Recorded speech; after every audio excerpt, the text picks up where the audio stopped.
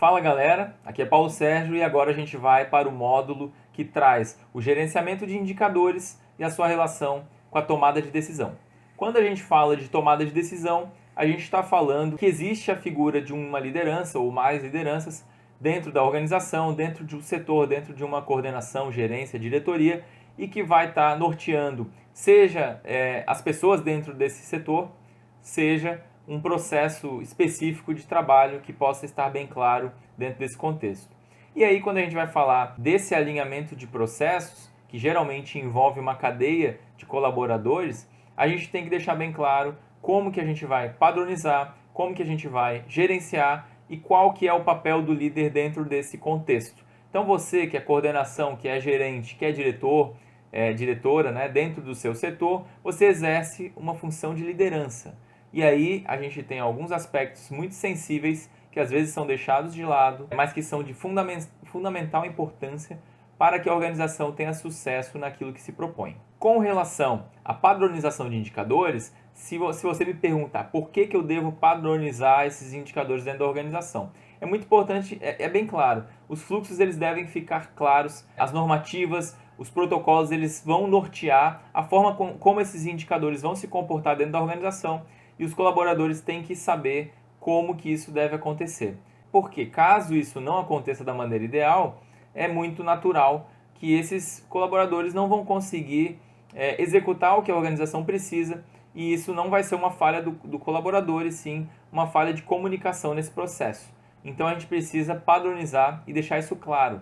Como que a gente vai padronizar? Então é importante que tenha a previsão no planejamento estratégico da organização, que seja incluído nas normativas internas, nos sistemas de avaliação e que seja falado nas reuniões de equipe para que não haja dúvidas de qual será a padronização adotada nesses indicadores. Se esses indicadores já existem e eles ainda estão por algum motivo tendo alguma falha no seu processo de monitoramento, de alimentação, é bom resgatar esse aspecto e levar novamente para as reuniões para que esses colaboradores tenham mais clareza do que está acontecendo hoje dentro da organização. É importante também não esquecer que os indicadores eles não podem deixar de estar alinhados com o planejamento estratégico da organização como um todo, porque a gente sabe que a coordenação tem um planejamento, que a gerência tem um planejamento, que a diretoria tem um planejamento, mas tudo isso está dentro de um guarda-chuva maior, que é o planejamento organizacional como um todo, da alta gestão. Então, tudo que você fizer no micro tem que estar alinhado com o macro, ok? É importante também que os atores desse processo tenham clareza de tudo isso e em determinados momentos, e dependendo do indicador, eles vão ser envolvidos dentro desse processo de construção. Isso causa um sentimento de pertencimento que faz com que seja muito mais fácil com que esses colaboradores venham a seguir esses indicadores e consigam se estruturar dentro desses fluxos pré-determinados pela organização, pelo setor. Outro ponto que é muito importante é que os indicadores eles podem precisar de ajustes. Às vezes a organização já tem muitos indicadores e talvez o que precisa é verificar se eles estão constituídos da melhor forma possível, se eles estão claros para todos aqueles que vão estar ligados diretamente a esse indicador, porque isso às vezes evita com que a gente invente novos indicadores, cause mais trabalho para dentro de um grupo de pessoas que já está saturado com outros. Então, a construção do indicador ela deve ser muito eficiente nesse sentido. A gente não precisa ter muitos indicadores para estar bem direcionado, a gente precisa ter indicadores bons, indicadores que sejam claros e que estejam bem estabelecidos e formalizados em fluxos dentro da organização. Por que eu preciso gerenciar os indicadores? Então, o gerenciamento ele vai envolver a alimentação de dados, o monitoramento, ao longo de todos os processos de trabalho até chegar na tomada de decisão. Então, gerenciar é fundamental para que a tomada de decisão ela seja o mais assertiva possível. E gerenciar é fundamental para que o setor consiga alcançar aqueles objetivos que foram pré-estipulados, muitas vezes pelo setor hierárquico superior, e a gente percebe que existem grandes indicadores que eles vão refinando até chegar dentro de um setor específico, mas a gente precisa ter o conhecimento de tudo isso que acontece e por isso a gente precisa monitorar e gerenciar para saber o que está acontecendo. Como que eu vou gerenciar dentro de uma organização ou dentro de um setor, para ficar mais claro. Então, a forma de controlar o indicador é muito próprio de cada organização. Tem organizações que possuem sistemas próprios, tem organização que utiliza sistemas oficiais disponíveis, no caso da saúde, oficiais do próprio Ministério da Saúde.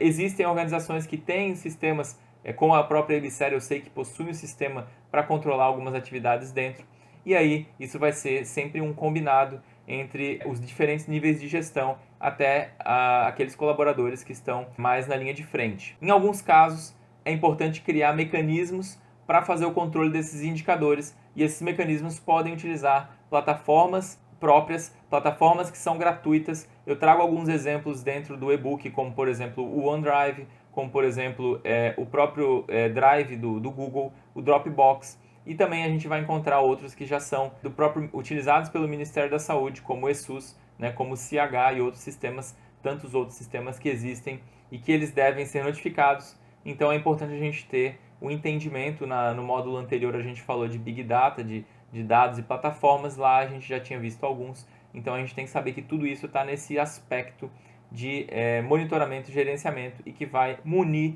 o gestor para a tomada de decisão. No segundo ponto desse módulo, eu trago um pouco da questão da liderança. Então você que é um líder, você tem um estado atual que você está, a partir de um diagnóstico que você faz com os indicadores que você tem, sejam eles mais formais, sejam eles mais subjetivos, e tem um ponto onde você quer chegar, um ponto B. Então você está no ponto A, você quer chegar no ponto B. Tem duas formas de você fazer isso.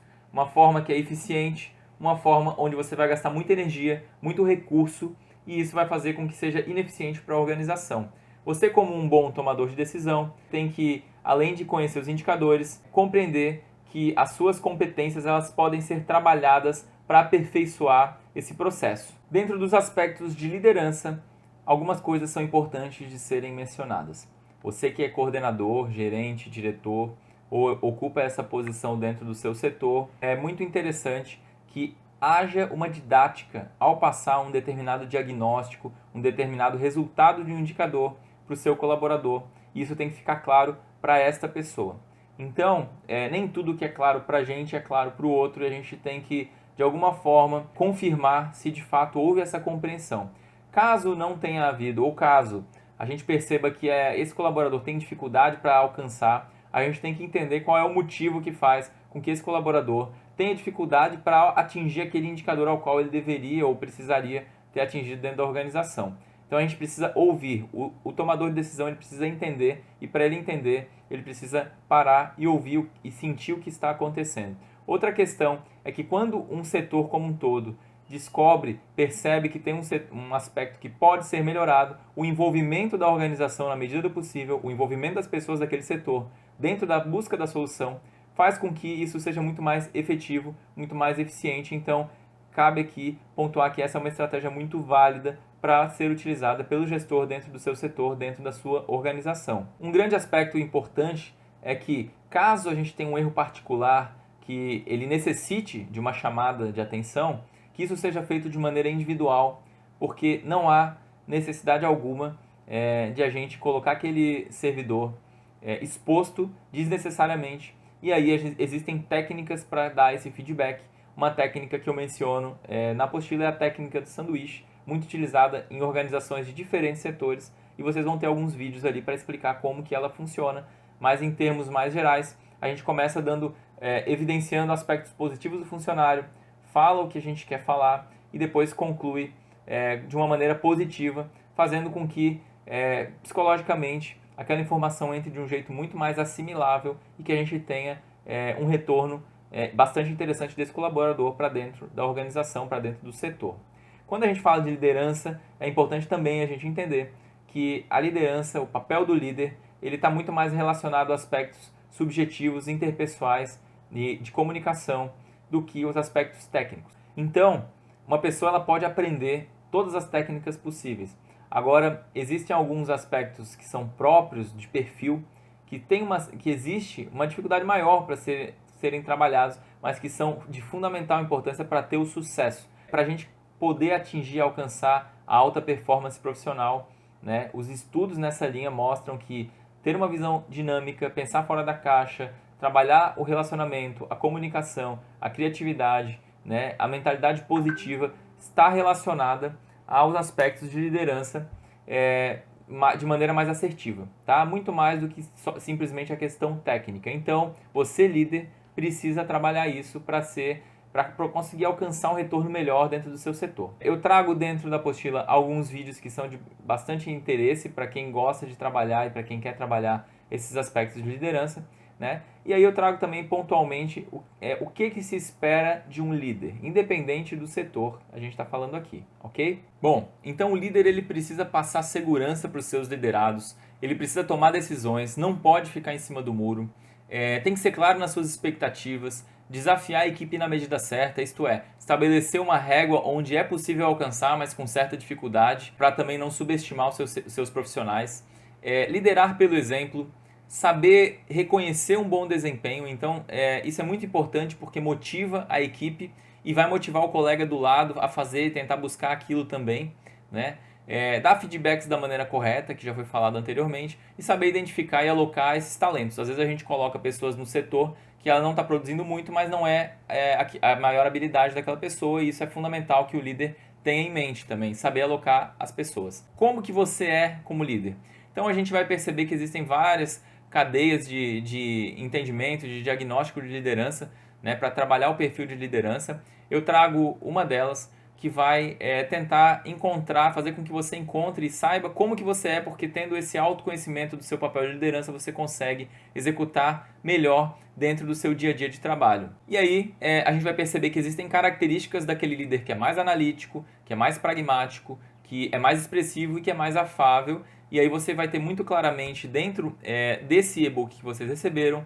Então você vai perceber que o analítico é uma pessoa que junta muito pensamento com a sensação, né? Aquele que é pragmático, o pensamento com a intuição, o expressivo, o sentimento com a intuição, e o afável, o sentimento com a sensação. Dentro, vocês vão perceber ali que existem características específicas. Geralmente o pragmático ele é bastante decidido, ele é eficiente, é rápido, é objetivo, exigente, crítico, impaciente e insensível, né? O analítico ele é criativo, empreendedor, entusiasmado, estimulante, persuasivo, às vezes passa uma superficialidade. O expressivo ele é amável, ele é compreensivo, prestativo, bom ouvinte, integrador, né? E o afável ele é sério, organizado, paciente, cuidadoso. Todos eles são bons e podem ter alguma dificuldade em algum momento dentro da organização. Então não é um melhor do que o outro, é só você saber trabalhar bem qual que é o seu perfil. Depois eu sugiro um exercício que é bem interessante, que está relacionado a para você pedir dentro da sua rede de contatos para que 3 pessoas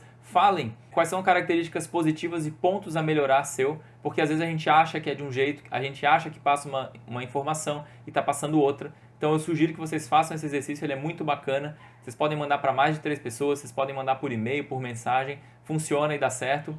E depois a gente vai para uma outra atividade que é a matriz SWOT pessoal, onde a gente coloca quais são os aspectos fortes que vocês têm, né? Quais são as principais qualidades que vocês têm, quais são os aspectos que vocês têm a melhorar, o que tem de ameaça que pode comprometer, né, esse perfil de liderança seu, e o que tem de oportunidade para que você aprimore o seu perfil de liderança. Eu trago depois várias características para facilitar esse preenchimento da matriz SWOT de liderança que vocês têm aí, e depois vocês vão elencar disso tudo, para cada oportunidade levantada, escrever uma ação passível que possa ser colocada em prática, e para cada ameaça levantada escrever uma ação também para ser colocada em prática. Juntando isso, você vai ter muitas ações para fazer e melhorar o seu papel de líder, melhorar a sua capacidade de liderança, que vai ajudar tanto na vida pessoal quanto na vida profissional. É muito importante a gente lembrar que o processo ele não deve pensar só no resultado final, então o dia a dia do líder ele é fundamental para que a equipe fique mais sólida e robusta nos seus resultados,